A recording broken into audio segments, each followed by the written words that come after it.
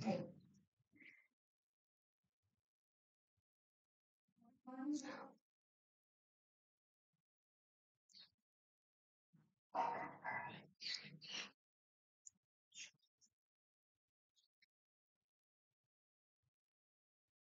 Friends, online classes YouTube channel में आप सभी का स्वागत है। तो फ्रेंड्स, यहाँ पे देखो, साइंस का मोस्ट इम्पोर्टेंट टॉपिक आज हम करेंगे ऊष्मा, हीट। ये फिजिक्स का टॉपिक है और ये टॉपिक इतना इम्पोर्टेंट है कि हर एग्जाम में यहाँ से क्वेश्चंस आपको देखने को मिलते ही मिलते हैं।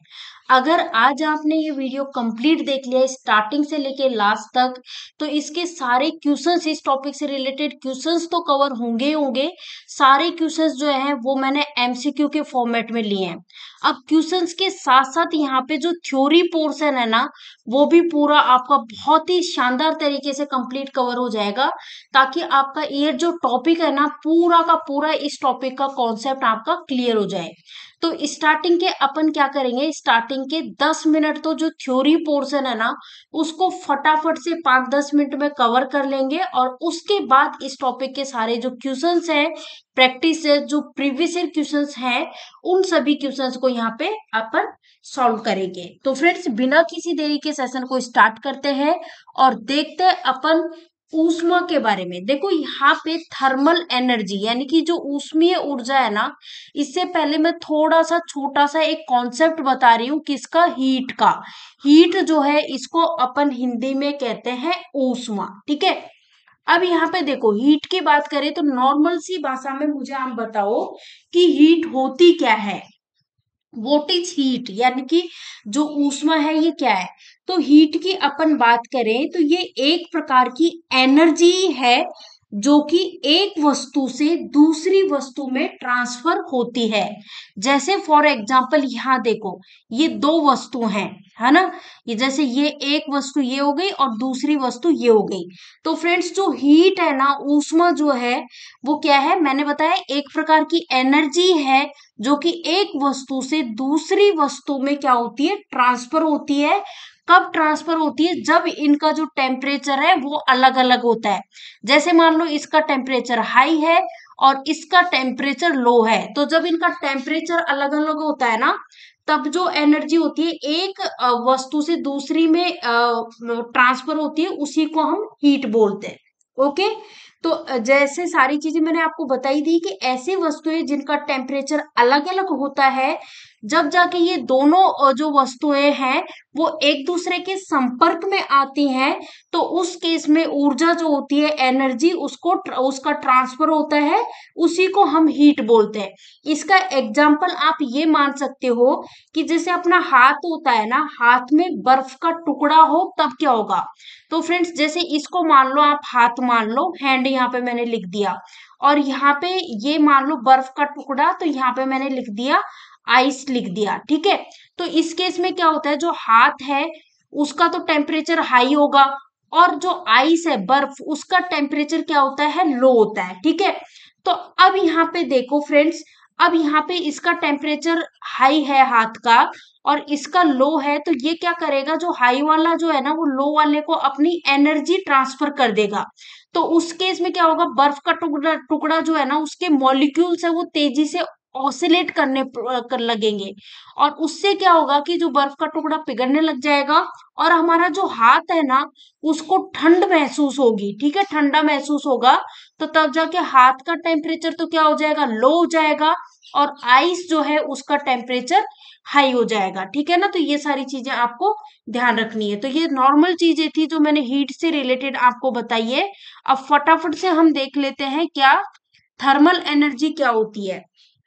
तो थर्मल एनर्जी की बात करें तो दो वस्तुओं के बीच में तापांतर यानी टेम्परेचर के कारण ऊर्जा जो होती है उसका ट्रांसफर होता है। उस ट्रांसफर ऊर्जा को ही हम क्या कहते हैं, ऊष्मीय ऊर्जा कहते हैं। अब यहाँ पे ऊर्जा जो है, ऊष्मा जो है, ऊष्मा यानी कि हीट जो है, उसकी यूनिट क्या होती है, तो यूनिट होती है, जूल होती है, कैलोरी होती है, और किलो कैलोरी होती है। ओके। अब हम बात कर रहे हैं कॉन्सेप्ट ऑफ टेम्परेचर, यानी कि ताप की अवधारणा जो है, इससे रिलेटेड अपन बात करें तो फ्रेंड्स, आपको ध्यान रखना है, किसी वस्तु का ताप जो है टेम्परेचर, वो उसकी हीट या हीटनेस यानी कि गर्मपन और या फिर जो ठंडापन है कोल्डनेस, उसका क्या होता है, मापक होता है। मतलब कि अपन बात करें तो ताप जो है वो फिजिकल क्वांटिटी है, वो भौतिक राशि है जिसके द्वारा हम छूकर यह ज्ञात कर सकते हैं, ये पता लगा सकते हैं कि कोई वस्तु जो है वो कितनी तो गर्म है या फिर कितनी ठंडी है। ठीक है, उसे अपन क्या कहते हैं, कॉन्सेप्ट ऑफ टेम्परेचर। ठीक है, तो ये कॉन्सेप्ट ऑफ टेम्परेचर जो है जिसको अपन ताप की अवधारणा कहते हैं, वो अपन ने देख लिया। फिर जैसे कि अपन ने देखा जूल, कैलोरी, ये सभी क्या है, इसकी यूनिट है किसकी, हीट की। तो फ्रेंड्स मुझे आप बताओ एक जूल में कितनी कैलोरी होती है, तो एक जूल में होती है 0.24 कैलोरी होती है। और एक कैलोरी जो होती है ना, एक कैलोरी में जो जूल होते हैं वो होते हैं 4.18 जूल होते हैं। ठीक है, अब दूसरी चीज आपको ध्यान रखनी है कि अपना जो टेम्परेचर है ना, उसको मापने का जो स्केल होता है, उस स्केल के बारे में बात करना है। तो फ्रेंड्स टेम्परेचर को मापने के 3 स्केल होते हैं, जो कि है सेल्सियस, फ़ारेनहाइट और केल्विन। इन तीनों से टेम्परेचर को मेजर किया जाता है। ओके, अब यहाँ पे देखो जो ऊष्मा है, हीट, इसकी मात्रा की निर्भरता जो है उसके बारे में हम बात करें तो किसी वस्तु द्वारा ली गई, ध्यान रखना, किसी वस्तु द्वारा ली गई अथवा दी गई जो ऊष्मा है, हीट है, उसकी मात्रा 3 बातों पर क्या करती है, डिपेंड करती है, निर्भर करती है। और वो 3 बातें क्या है, वस्तु का द्रव्यमान पर डिपेंड करती है, वस्तु के ताप में होने वाली वृद्धि या फिर जो कमी है उस पर डिपेंड करती है, और वस्तु के पदार्थ पर डिपेंड करती है। ठीक है, ये सारी चीजें अपन ने देख ली। अब हम बात कर रहे हैं ऊष्माधारिता के बारे में, यानी कि थर्मल कैपेसिटी जो है उसके बारे में अपन डिस्कस करेंगे। तो फ्रेंड्स ऊष्माधारिता की बात करें तो किसी वस्तु के कुल द्रव्यमान जो है ना, उसका ताप 1 डिग्री सेल्सियस बढ़ाने के लिए आवश्यक ऊष्मा जो होती है, उसकी जो मात्रा है उसको हम क्या कहते हैं, वस्तु की ऊष्माधारिता यानी कि थर्मल कैपेसिटी कहते हैं। अब यहाँ पे देखो, ये जो थर्मल कैपेसिटी ऊष्माधारिता की बात करें तो इसका मात्रक जो है वो होता है कैलोरी पर सेल्सियस, या फिर हम कहें किलो कैलोरी पर सेल्सियस, ये इसकी यूनिट होती है। ओके, अब हम बात कर रहे हैं ट्रांसमिशन ऑफ हीट, किसकी बात कर रहे हैं, transmission of heat. Friends transmission of heat जिसको बोलते हैं ऊष्मा स्थानांतरण, तो इसमें क्या होता है, जो ताप होता है ना, टेम्परेचर, उसमें अंतर, मतलब कि टेम्परेचर में अंतर के कारण जो हीट है, ऊष्मा है, उसका एक वस्तु से, ध्यान देना, जैसे ये देखो, एक वस्तु तो ये हो गई और दूसरी वस्तु ये हो गई, तो जो टेम्परेचर है उसमें अंतर के कारण ऊष्मा जो है उसका एक वस्तु से दूसरी वस्तु में जाना, ध्यान रखना, एक वस्तु से दूसरी वस्तु में जाना, अथवा एक ही वस्तु में एक स्थान से दूसरे स्थान पर जाना, वो क्या कहलाता है, ऊष्मा का स्थानांतरण यानी कि ट्रांसमिशन ऑफ हीट कहलाता है। नेक्स्ट, अब हमें देखो यहाँ पे कुछ चीजें देखनी है, जैसे कि जो ऊष्मा स्थानांतरण है ना, ट्रांसमिशन ऑफ हीट, उसकी 3 प्रकार होते हैं, 3 टाइप होते हैं, जो कि होता है चालन।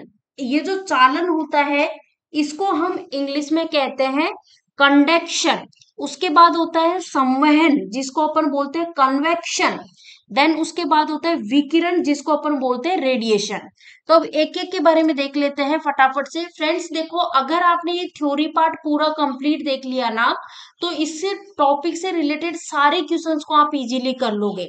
देखो कंडक्शन की बात करें तो चलो, ये जो लैंग्वेज यहाँ पे मैंने लिख रखी है इसमें आप बाद में देखना, पहले मैं बिल्कुल नॉर्मल सी भाषा में आपको बता देती हूँ। देखो कंडक्शन, चालन जिसे बोलते हैं, इसमें क्या होता है कि जो हीट होती है ना, ऊष्मा, उसका ट्रांसफर तो होता है, यानी कि उस हीट का ट्रांसफर तो होगा एक स्थान से दूसरे स्थान तक, पर ध्यान रखना, नहीं सॉरी, एक स्थान से दूसरे स्थान तक नहीं, मतलब कि ट्रांसफर तो होगा हीट का, बट जो मॉलिक्यूल्स है ना वो अपनी जगह चेंज नहीं करेंगे। ठीक है, ट्रांसफर तो होगा बट मॉलिक्यूल्स अपनी जगह चेंज नहीं करेंगे, वो क्या कहलाता है, कंडक्शन कहलाता है। ठीक है ना। तो यहाँ पे देखो वही चीजें आपको यहाँ पे देखने को मिलेंगी, बस सिंपल सी लैंग्वेज में आप तो इतना याद रख सकते हो कि कंडक्शन में क्या होता है कि हीट का ट्रांसफर तो हुआ है बट जो मॉलिक्यूल्स है वो अपनी जगह चेंज नहीं करते हैं, उसको अपन कंडक्शन बोलते हैं। देखो क्या लिखा हुआ है, जब किसी वस्तु के भिन्न भिन्न भागों का ताप जो है वो भिन्न भिन्न होता है, तो उच्च ताप वाले यानी कि जो हाई टेम्परेचर वाले जो कण होते हैं, मॉलिक्यूल्स होते हैं, मॉलिक्यूल्स हाई टेम्परेचर वाले कण जो है मॉलिक्यूल्स, वो अपने संपर्क में रखे गए जो लो टेम्परेचर वाले कण है ना, उनको क्या करते हैं, हाई वाले जो है वो लो वाले को एनर्जी ट्रांसफर करते हैं, यानी ऊष्मा ट्रांसफर करते हैं। ठीक है। तो इसमें ये सीन होता है, पर वो अपनी जगह नहीं बदलते हैं। और देखो यहाँ पे यही लिखा है कि फलस्वरूप वस्तु में ऊष्मा जो है हीट हाई टेम्परेचर से और निम्न टेम्परेचर जो है उसमें जाने निम्न टेम्परेचर जो है उसके भाग की और क्या होती है, ये ट्रांसफर होते हैं, क्या मॉलिक्यूल्स जो है वो ट्रांसफर करते हैं। तो ये फिर क्या होता है कि जो निम्न टेम्परेचर वाले लो टेम्परेचर वाले जो मॉलिक्यूल्स है ना वो गति करने लग जाते हैं। ठीक है। तो चलो ये ध्यान देना। अब अपन कन्वेक्शन की बात करते हैं। फ्रेंड्स कन्वेक्शन का देखो सबसे इजी तरीके से मैं बात करूं तो फ्रेंड्स यहाँ पे देखो, जैसे मान लो ये क्या है, हाथ है, क्या है, ये हाथ है। अब फ्रेंड्स यहाँ पे देखो, जैसे मैंने यहाँ पे एक कैंडल जला दी या फिर यूं समझ लो कि जैसे यहाँ पे लाइट जल रही है। ओके। अब आपको ठंड लग रही है, आप यहाँ पे जो ये लाइट है इसमें क्या हाथ सेक रहे हो। तो फ्रेंड्स ध्यान दो, अब जैसे लाइट जल रही है, इसका जो टेम्परेचर है, आग जल रही है तो इसका टेम्परेचर क्या है, हाई है। ठीक है। कैंडल जल रही है, इसका टेम्परेचर तो हाई है, अपने हाथ का टेम्परेचर लो है। तो यहां से देखो, अब आपने हाथ इतना ऊपर रखा हुआ है पर फिर भी आपको गर्म महसूस हो रहा है। क्यों? क्योंकि नीचे ये जो जल रही है ना कैंडल, इससे आपको गर्म महसूस हो रहा है। क्यों हो रहा है? क्योंकि यहाँ से जो मॉलिक्यूल्स है ना वो अपनी जगह बदलते हैं। ठीक है। तो इसमें यही होता है, मॉलिक्यूल्स अपना स्थान जो है ना वो चेंज करते हैं इसमें। और इसका बेस्ट एग्जांपल होता है कि रेफ्रिजरेटर होता है ना, उसमें फ्रीजर, जैसे ये रेफ्रिजरेटर है। ठीक है। ये रेफ्रिजरेटर है। अब यहाँ पे एक चीज ध्यान रखना, ये जो रेफ्रिजरेटर है ना, इसमें जैसे फ्रीजर पेटी का जो होती है ना वो ऊपर ही ऊपर रखी होती है। तो अब फ्रीजर पेटी का ऊपर ही ऊपर रखी रहती है, फिर भी पूरा फ्रिज जो है वो ठंडा हो जाता है। तो कारण यही होता है कि ये जो मॉलिक्यूल्स है ना वो अपनी जो मॉलिक्यूल्स जगह चेंज कर रहे हैं, यानी नीचे तक अपनी एनर्जी को ट्रांसफर कर रहे हैं, मॉलिक्यूल्स अपनी जगह चेंज कर रहे हैं। तो इसके कारण पूरा का पूरा क्या हो जाता है, ठंडा हो जाता है। तो ये देखो नॉर्मल सी भाषा में मैंने समझाया है ताकि आप कभी इन चीजों को भूल ना पाओ। बाकी अपन देखो, अगर बुकिस लैंग्वेज में बात करें तो बुक की लैंग्वेज में है कि ऊष्मा स्थानांतरण की ऐसी विधि जिसमें पदार्थ के कण जो होते हैं मॉलिक्यूल्स, वो एक स्थान से दूसरे स्थान की ओर गति करते हैं, उसे अपन कन्वेक्शन बोलते हैं। अब हम बात करेंगे रेडिएशन के बारे में। चलो रेडिएशन को भी मैं पहले सिंपल सी लैंग्वेज में समझा रही हूँ। इसमें क्या होता है कि ऊष्मा जो होती है ना, ऊष्मा जो हीट है उसका संचरण जो होता है ना, उसके लिए इसमें मीडियम की जरूरत नहीं होती है। नोट कर लो, क्या मीडियम की जरूरत जो है ना वो नहीं होती है। इसमें क्या होता है कि जो ऊष्मा है, हीट जो है उसका संचरण जो है वो किसके माध्यम से होता है, तो यहाँ पे मैंने लिखा वेव्स जो है ना उसके माध्यम से होता है। ठीक है। वेव्स के माध्यम से होता है, ये चीज ध्यान रखना। जैसे कि सन होता है, सन की हीट जो है ऊष्मा वो रेडिएशन मेथड से आती है, ये भी ध्यान रख लेना। तो ये चीजें आपको क्लियर होनी चाहिए। तो ये है रेडिएशन। अब यहाँ पे देखो, ऊष्मा स्थानांतरण की ऐसी विधि जिसमें किसी माध्यम जो है उसकी आवश्यकता नहीं होती, वही चीज मैंने आपको बताई। ओके। तो ये क्या कहलाता है, विकिरण कहलाता है। किसी गर्म वस्तु जो है उसके रूप में गति करती है, जिसे क्या बोलते हैं, रेडिएशन एनर्जी यानी विकिरण ऊर्जा कहा जाता है। जबकि ऊष्मा स्थानांतरण की यह विधि जो है वो क्या कहलाती है, रेडिएशन विकिरण कहलाती है। ठीक है ना, क्लियर है चीजें। अब यहाँ पे देखो, अब यहाँ पे देखो हिमायन तथा हिमांक यानी कि फ्रीजिंग एंड फ्रीजिंग पॉइंट की बात करें, इसमें क्या होता है, तो फ्रेंड्स इसमें क्या होता है कि द्रव अवस्था से ध्यान देना, द्रव अवस्था से ठोस अवस्था में बदलने की प्रक्रिया जो होती है उसको हम बोलते हैं हिमायन यानी कि फ्रीजिंग बोलते हैं। तथा जिस निश्चित ताप पर यह प्रक्रिया होती है, ध्यान देना, जिस निश्चित टेम्परेचर पर ये प्रोसेसिंग होती है उसे हम क्या बोलते हैं, फ्रीजिंग पॉइंट यानी हिमांक बोलते हैं। एग्जाम्पल है इसका बर्फ का गलनांक तथा जल का हिमांक, दोनों ही 0 डिग्री सेल्सियस पर होता है। ठीक है, अब हम बात करें इवोपरेशन जो है, वाष्पन, इसके बारे में। फ्रेंड्स, इसकी अपन बात करें तो जब द्रव जो होता है उसको गर्म करते करते, ध्यान देना, कोई भी द्रव है उसको गर्म करते करते एक अवस्था ऐसी आ जाती है कि द्रव के जो अणु होते हैं, मॉलिक्यूल्स, वो अपनी बढ़ी हुई ऊर्जा जो होती है, एनर्जी, उसके कारण द्रव के तल से बाहर जाने लगते हैं। तो इसे हम क्या बोलते हैं, इसे हम द्रव का वाष्पन कहते हैं। ठीक है, अब थोड़े से इंपॉर्टेंट पॉइंट्स देख लेते हैं, उसके बाद इस टॉपिक से रिलेटेड जितने भी क्वेश्चंस है, एमसीक्यू फॉर्मेट में क्वेश्चंस लिए प्रैक्टिस सेट के रूप में उनको लगाएंगे। देखो, माने जी ये 40 डिग्री जो है ना, इस पर सेल्सियस और फ़ारेनहाइट का जो पैमाना है वो मतलब कि सेल्सियस और फ़ारेनहाइट दोनों के केस में ही इसमें क्या होता है, टेम्परेचर क्या होता है, इक्वल होता है, सेम होता है। फ्रेंड्स, ताप जो है, टेम्परेचर, इसकी एसआई यूनिट की बात करें तो वो होती है केल्विन, होती है एसआई यूनिट। ठीक है, 0 केल्विन या फिर हम कहें -273.15 डिग्री सेल्सियस को परम शून्य ताप कहते हैं, ये भी आपको ध्यान रखना। एवं इस तापमान पर पदार्थ के जो अणु होते हैं उनकी गति लगभग क्या होती है, शून्य हो जाती है। केल्विन जो है उसमें व्यक्त ताप जो होता है उसको क्या कहते हैं, परम ताप कहते हैं। अब दूसरी चीज आपको क्या ध्यान रखनी है कि स्वस्थ मानव जो होता है ना, जैसे स्वस्थ मानव शरीर की बात करें तो उसका जो टेम्परेचर होता है ना, टेम्परेचर जो है वो सेल्सियस पैमाने पर कितना होता है, 37 डिग्री होता है। अगर सेल्सियस में पूछे तो 37 डिग्री होता है, केल्विन में पूछे तो 310 डिग्री होता है, और फ़ारेनहाइट में पूछे तो 98.6 डिग्री होता है। ठीक है, तीनों में आपको पता चल चुका है। अब यहाँ पे अपन को ध्यान देना है कि मानव शरीर का जो टेम्परेचर है वो मेजर किस में किया जाता है, थर्मामीटर से मेजर किया जाता है। केल्विन पैमाना जो है उस पर परम शून्य ताप की अपन बात करें तो वो होता है 0 केल्विन होता है। फ्रेंड्स, एक और चीज ध्यान रखना, रंगीन कपड़ा जो है वो हीट जो होती है ना, ऊष्मा, उसका एब्सॉर्प्शन यानी कि अवशोषण अधिक करता है। और जो व्हाइट कपड़े होते हैं ना, श्वेत कपड़ा, वो ऊष्मा का अवशोषण यानी अब्सॉर्प्शन जो है वो क्या करता है, कम करता है। ठीक है, दूसरी चीज आपको ध्यान रखनी है यहाँ पे, फ्रेंड्स, कोई पिंड जो है वो ऊष्मा का न्यूनतम अवशोषण करता है, कब, जब उसका रंग सफेद या फिर सतह चिकनी होती है। और कोई भी पिंड जो है ऊष्मा का सबसे ज्यादा अवशोषण कब करता है, जब उसका रंग काला हो और सतह कैसी हो, खुरदरी हो। धूप से बचने के लिए जो छाता होता है ना, अम्ब्रेला, उसमें सबसे उचित रंग की बात करें तो सफेद होना चाहिए ऊपर की साइड, और नीचे की साइड काला होना चाहिए। फ्रेंड्स, जो ब्लैक कलर की वस्तुएं, काली वस्तुएं हैं, उसके लिए अवशोषण क्षमता और जो उत्सर्जन क्षमता है ना, दोनों ही अधिक होती है।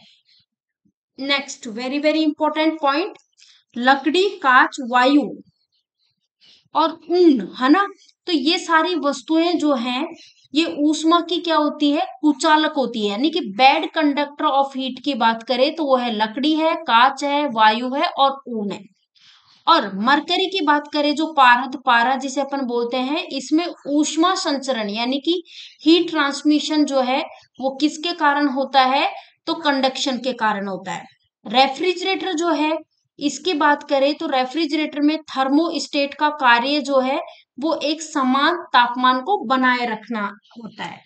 ओके, अब यहाँ पे मोस्ट इंपॉर्टेंट, कई बार ही आपसे क्वेश्चन पूछा जाता है कि बंद कमरे में बिजली का जो पंखा चलाने पर कमरे की जो वायु होती है, एयर होती है, वो कैसी होती है, तो गर्म होती है। ओके, जल की विशिष्ट ऊष्मा सभी ठोस पदार्थ और जो द्रव पदार्थ होते हैं उसमें होती है, सबसे अधिक होती है। जो जलवाष्प होता है ना, उसमें जो गुप्त ऊष्मा जिसको अपन लेटेंट हीट बोलते हैं, इसके रूप में ऊष्मा भंडारित रहता है। अब यहाँ पे मेन इंपॉर्टेंट चीज आपको ध्यान रखना है कि जो लो टेम्परेचर है उसको किसके द्वारा मेजर किया जाता है।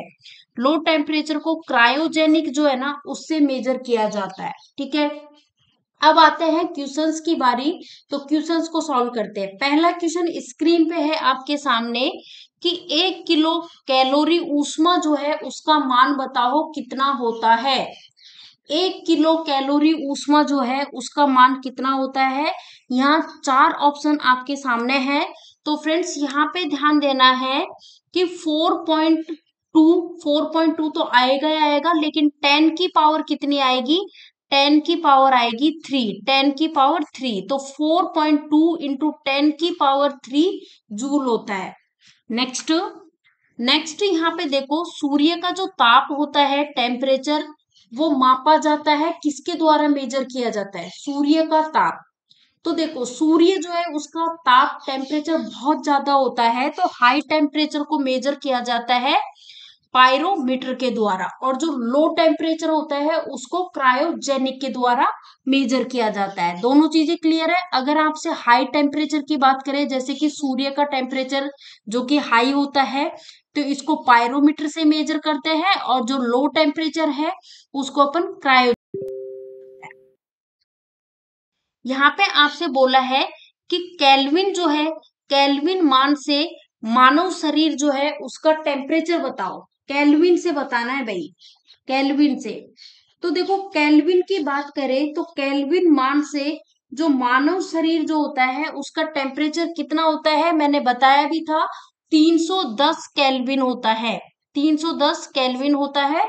तो राइट आंसर है ऑप्शन सी। और अगर फ़ारेनहाइट में पूछे तो यहाँ पे मैं वो भी लिख देती हूँ, 98.4 डिग्री फ़ारेनहाइट, ये फ़ारेनहाइट में होता है, ये ध्यान रखना। ओके, उसके बाद सेल्सियस में पूछे तो 37 डिग्री सेल्सियस, ये सेल्सियस में होता है। ठीक है, अपने मानव शरीर का टेम्परेचर अगर सेल्सियस में पूछे तो 37 डिग्री, फ़ारेनहाइट में पूछे तो 98.4 डिग्री, और केल्विन में पूछे तो 310 डिग्री।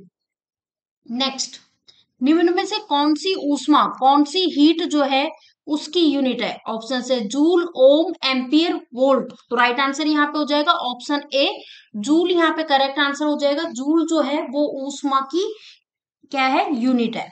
नेक्स्ट, न्यूनतम संभव टेम्परेचर जो है वो बताओ। न्यूनतम संभव ताप, 4 ऑप्शन आप सभी के सामने है, -273 डिग्री सेल्सियस, या फिर -373 डिग्री सेल्सियस, या 0 डिग्री, या फिर -4 डिग्री। तो राइट आंसर यहाँ पे हो जाएगा, न्यूनतम पूछा गया था, जो कि राइट आंसर हो जाएगा -373 degree Celsius. Option B correct answer होगा। चलो नेक्स्ट क्वेश्चन, इसका आंसर बताओ सभी लोग। इस क्वेश्चन का राइट आंसर बताओ। आपसे पूछा जा रहा है कि वस्तुओं को गर्म करने पर उनके जो अणु होते हैं उनमें क्या इफेक्ट पड़ता है। ऑप्शन है उनकी चाल घट जाती है, या फिर उनकी चाल बढ़ जाती है, या फिर उनका वेट बढ़ जाता है, या फिर उनका वेट घट जाता है। तो फ्रेंड्स, वस्तु जो है उनको गर्म करने पर उनके जो मॉलिक्यूल्स हैं, अणु, उनकी चाल जो है ना वो बढ़ जाती है। तो राइट आंसर होगा option B, option B. Next question, अत्यधिक ऊंचे ताप जो है उसकी माप की जाती है किसके द्वारा। बहुत ज्यादा ऊंचे ताप होते हैं उसको किसके द्वारा मेजर किया जाता है। तो फ्रेंड्स, इसको मेजर किया जाता है पूर्ण विकिरण तापमापी से। तो राइट आंसर क्या हो जाएगा, पूर्ण विकिरण तापमापी से। ऑप्शन सी इस क्वेश्चन का करेक्ट आंसर होगा। नेक्स्ट क्वेश्चन, अच्छा एक बात बताओ, एक पंखे को बंद कमरे में चलाने पर जो कमरा जो होता है उसका टेम्परेचर जो है उस पर क्या इफेक्ट पड़ता है। उसका टेम्परेचर कम हो जाएगा, या फिर स्थिर रहेगा, या फिर अधिक हो जाएगा, या फिर इनमें से कोई भी नहीं। तो राइट आंसर हो जाएगा ऑप्शन सी, अधिक हो जाएगा। नेक्स्ट क्वेश्चन, ऊष्मा का सबसे अच्छा चालक बताओ। तांबा, सोना, चांदी, या फिर लोहा। तो करेक्ट आंसर हो जाएगा चांदी यहाँ पे करेक्ट आंसर हो जाएगा, ऑप्शन सी। ऊष्मा का सबसे अच्छा चालक है चांदी। Next question. अच्छा, निम्नलिखित द्रव जो है इनमें से कौन सा ऊष्मा का बहुत अच्छा चालक है? ऊष्मा का बहुत अच्छा चालक बताना है। चार ऑप्शंस आप सभी के सामने हैं, बताइएगा सभी लोग क्या आंसर होने वाला है। पानी, ईंधन, बेंजीन, पारा।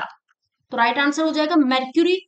पारा जो है वो ऊष्मा का क्या है, काफी अच्छा चालक होता है। गुड कंडक्टर ऑफ हीट की बात करें तो वो होता है पारा होता है, ठीक है।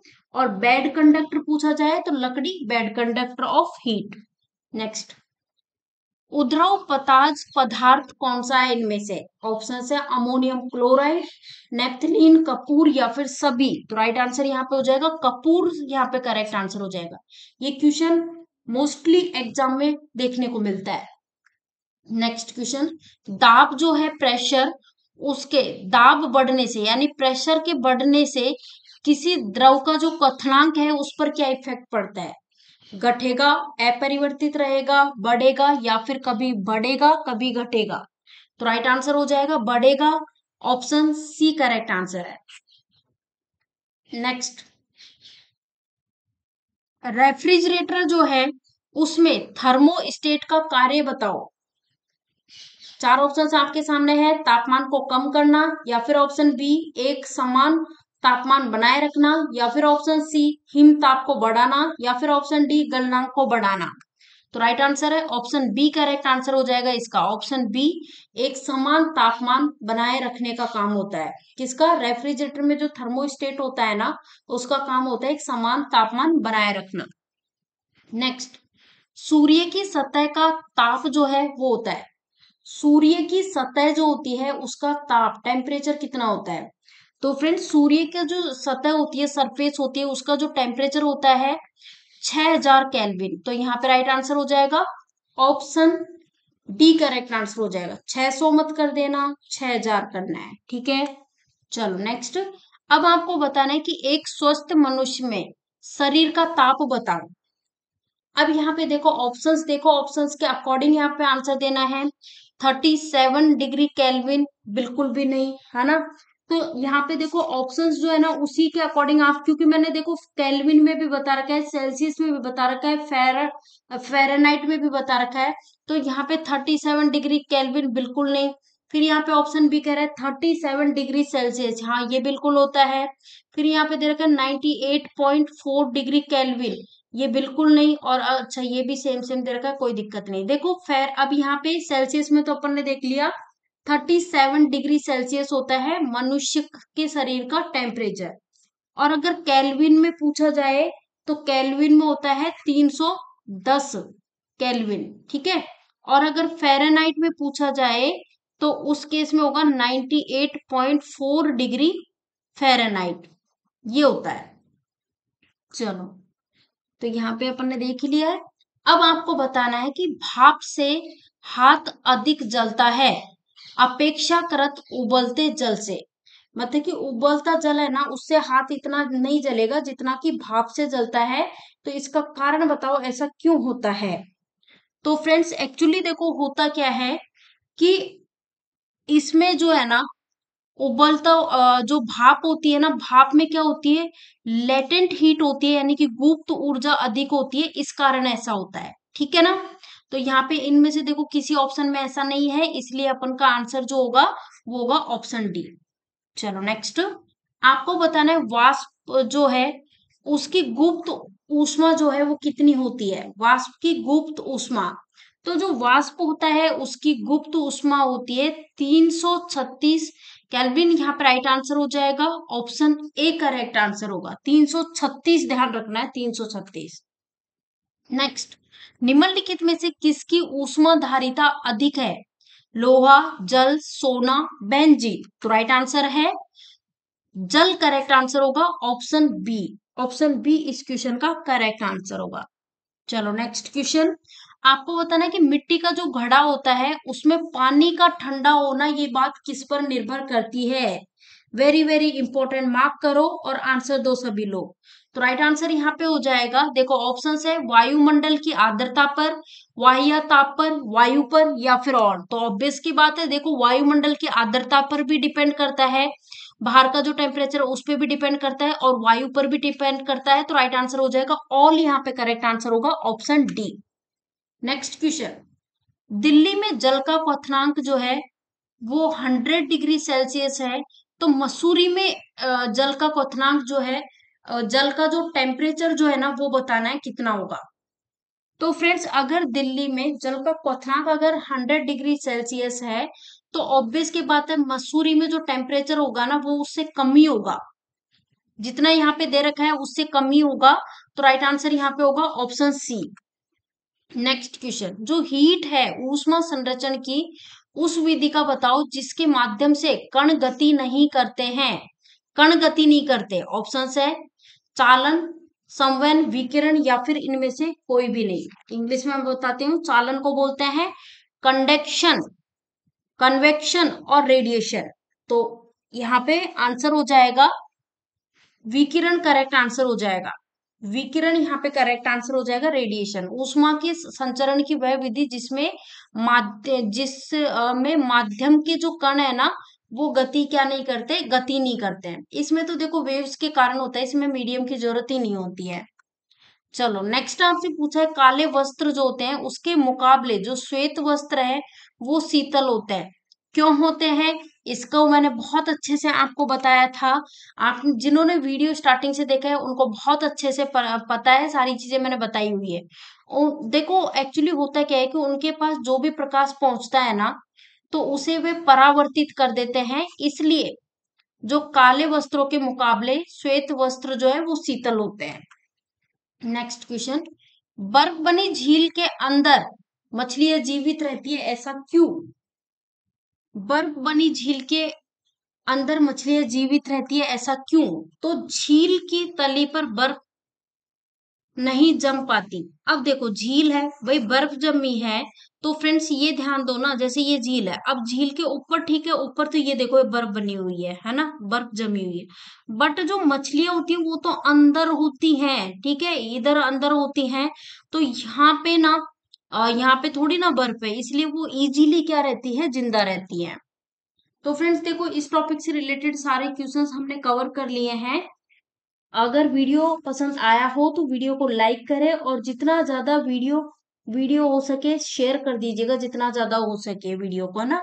आपने अगर चैनल को सब्सक्राइब नहीं किया तो चैनल को सब्सक्राइब कर लो, साथ ही बेल आइकॉन दिया हुआ है उस पर क्लिक कर लो, ताकि जो भी हम वीडियो डालेंगे उसके नोटिफिकेशन आपको मिलते रहेंगे। मिलते हैं नेक्स्ट वीडियो में। Thank you for watching this video.